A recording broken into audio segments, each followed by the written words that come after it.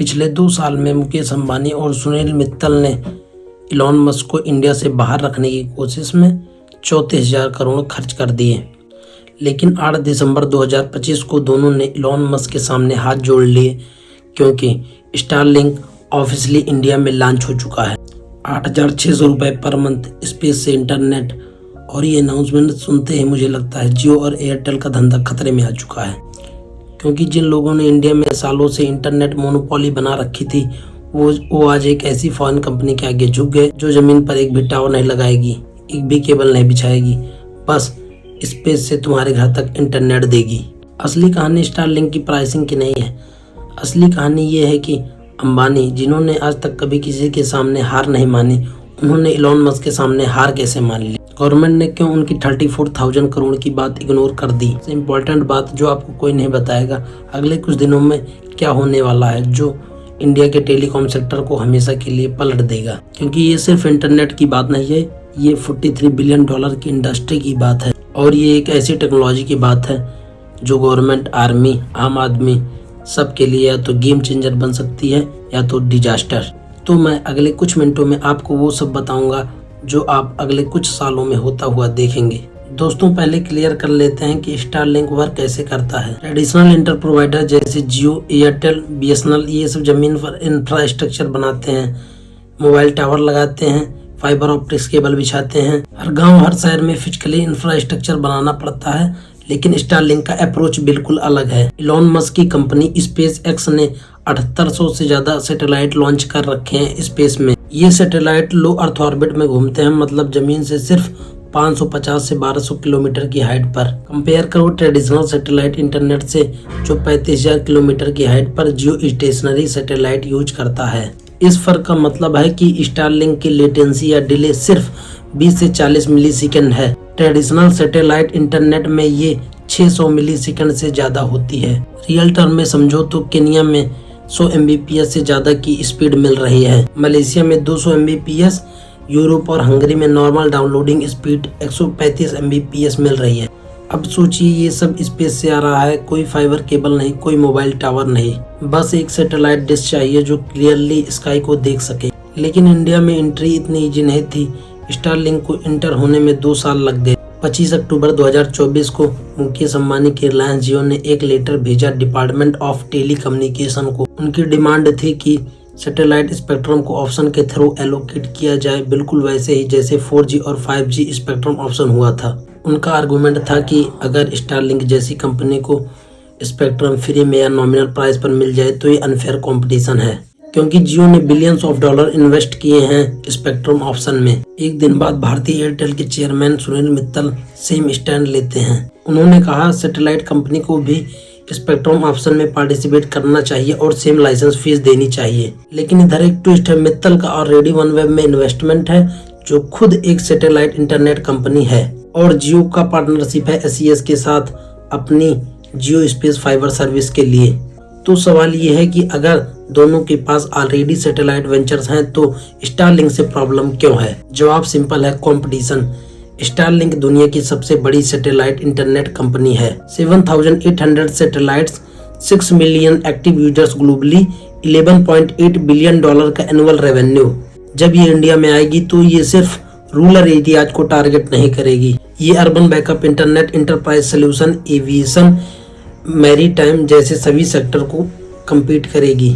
और government of India ने क्या किया? 16 अक्टूबर 2024 को टेलीकॉम मिनिस्टर ज्योतिरादित्य सिंधिया ने अनाउंस कर दिया कि अब सैटेलाइट स्पेक्ट्रम ऑप्शन नहीं होगी।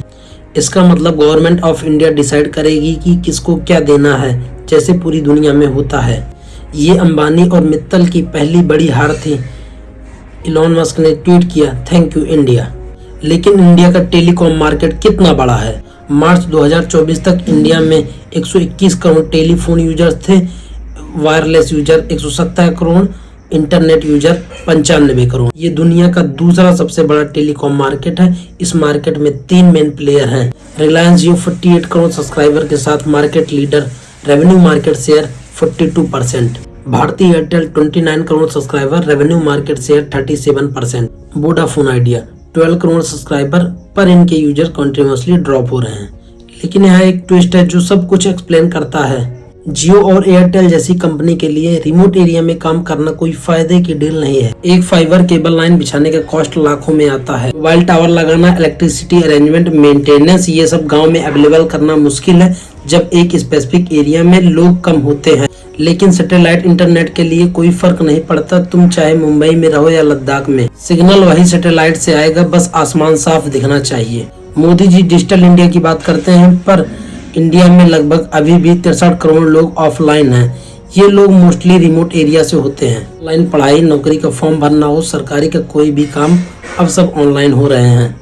लेकिन जब इंटरनेट ही नहीं है तो डिजिटल इंडिया कैसे होगा? यहाँ पर सैटेलाइट इंटरनेट गेम बदल सकता है। भारत नेट प्रोजेक्ट जो फाइबर कनेक्टिविटी गाँव तक ले जाने का वादा कर रहा है, उसमें डिलेज और फंडिंग इशूज हैं। 2.22 लाख ग्राम पंचायत में से सिर्फ 2.13 लाख रेडी हैं। और ग्राउंड रियलिटी ये है कि कई जगह इंफ्रास्ट्रक्चर तो है लेकिन एक्टिवेशन नहीं। स्टारलिंक इस गैप को फिल कर सकता है और यही वजह है कि गवर्नमेंट ने स्टारलिंक को इंडिया में वेलकम किया। लेकिन एक ध्यान देने वाली बात ये भी है कि स्टारलिंक का प्राइस 8600 पर मंथ है। ये सुनने में महंगा लगता है, स्पेशली जब जियो का फाइबर प्लान 999 रुपए से शुरू होता है, लेकिन पर्सपेक्टिव मैटर करता है। स्टारलिंक का टारगेट आम लोग नहीं हैं, अमीर लोग, कंपनीज और रिमोट एरियाज ये टारगेट हैं। एक तेल की कंपनी जो समंदर में ड्रिल करती है, एक शिपिंग कंपनी जिसके जहाज इंडियन ओशियन में हैं, एक होटल जो हिमाचल के पहाड़ों में है, इनके लिए स्टारलिंक परफेक्ट सोल्यूशन है। ग्लोबल कंपैरिजन देखो तो इंडिया की प्राइसिंग कॉम्पिटिटिव है। अमेरिका में स्टारलिंक का प्लान $120 महीने का है, मतलब 10,000 रुपए के आसपास। हार्डवेयर $499, लगभग 42,000 रुपए। इंडिया में दोनों साइड स्लाइटली सस्ता है, लेकिन प्राइस की खबर तो सिर्फ ट्रेलर थी। असली कहानी मार्च 2025 में शुरू हुई जब एक बड़ा ट्विस्ट आया। भारतीय एयरटेल ने अचानक अनाउंस किया कि वो स्टारलिंक के साथ मिलकर काम करेगी और अगले ही दिन रिलायंस जियो ने भी सेम अनाउंसमेंट कर दी। जियो और एयरटेल जो स्टारलिंक को बाहर रखना चाहते थे, अब उनके पार्टनर बन गए। ये क्लासिक बिजनेस ट्रिक है, अगर हरा नहीं सकते तो साथ हो जाओ। देखो, अंबानी और मित्तल समझ गए कि स्टारलिंक का इंडिया आना पक्का है। इस पार्टनरशिप से जियो और एयरटेल का फायदा भी क्लियर है। स्टारलिंक का इक्विपमेंट और सर्विस उनके मैसिव रिटेल नेटवर्क के थ्रू बेचेंगे। जियो के 1000 प्लस स्टोर्स हैं और एयरटेल के 1500 प्लस।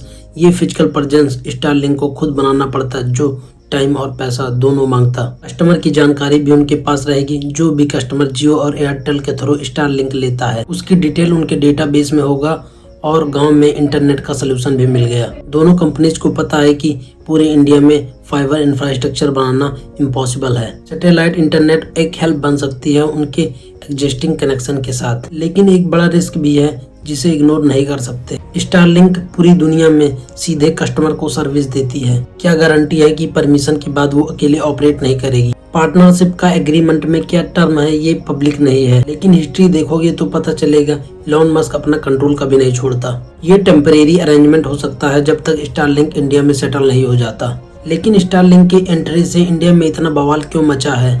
अब समझो स्टारलिंक के आने से रियल में क्या इम्पैक्ट पड़ेगा। कंपटीशन तो आएगी ही, जियो और एयरटेल का इंडियन टेलीकॉम मार्केट में रहना चैलेंजिंग हो जाएगा। अभी फिलहाल दोनों कंपनीज मिलकर 81% मार्केट कंट्रोल करती हैं। प्राइस जब चाहे बढ़ा देते हैं। जुलाई 2024 में रेट हाइक देखा था ना। प्रीपेड प्लान 20 to 25% महंगे हो गए थे एक रात में। लेकिन जब तीसरा सॉलिड ऑप्शन आएगा, स्पेशली एक ऑप्शन जो हर जगह इक्वली काम करता है, तो मार्केट की पूरी दुनिया बदल जाएगी। प्राइस पे प्रेशर आएगा, सर्विस क्वालिटी अच्छी करनी पड़ेगी, वरना लोग स्विच कर जाएंगे। और गांव में कनेक्टिविटी का सीन देखो, जिस स्पीड से बढ़ेगा वो इनक्रेडिबल होगा। करंटली भारत नेट प्रोजेक्ट की स्पीड देखो, 10 साल में सिर्फ 2.13 लाख ग्राम पंचायत कवर्ड हुए हैं। स्टारलिंक थ्योरेटिकली एक साल में पूरे देश को कवर कर सकता है। कोई तार बिछाना नहीं है, कोई टावर लगाना नहीं है, बस सैटेलाइट से इंटरनेट सर्विस यूज करो और नए कनेक्शन भी खुलेंगे जो कि पहले कभी पॉसिबल नहीं थे। जहाज में इंटरनेट इंडिया में ऑलमोस्ट नहीं है अभी। स्टारलिंक दुनिया भर में ऑलरेडी एयरलाइंस को दे रहा है। समंदर वाले सेक्टर में इंडियन ओशियन में हजारों जहाज हैं जो बेटर इंटरनेट के लिए तरस रहे हैं। डिफेंस एप्लीकेशन बॉर्डर्स में जहां नॉर्मल इंफ्रास्ट्रक्चर जियो है या फिजिकली बनाना मुश्किल है। कंपनी सेक्टर में remote area mining operation, oil risk, disaster management, temporary event setup, ये सब सैटेलाइट इंटरनेट से डायरेक्ट बेनिफिट लेंगे। और ये हाई वैल्यू कस्टमर हैं जो प्रीमियम पे करने को तैयार हैं। तो ये टर्निंग पॉइंट है इंडिया की डिजिटल जर्नी में। आगे के साल इंटरेस्टिंग होने वाले हैं। सरकार की परमिशन, बिजनेस का स्टार्ट, मार्केट का रिस्पांस, ये सब क्लोजली देखना पड़ेगा। और एक बात याद रखना, टेक्नोलॉजी न्यूट्रल नहीं होती, जिस तरीके से यूज करते हैं वही रिजल्ट डिसाइड करता है। सैटेलाइट इंटरनेट एक टूल है, इसका यूज डिजिटल इंक्लूजन के लिए कर सकते हैं या डिजिटल गैप को और बड़ा बनाने के लिए चॉइस हमारी है।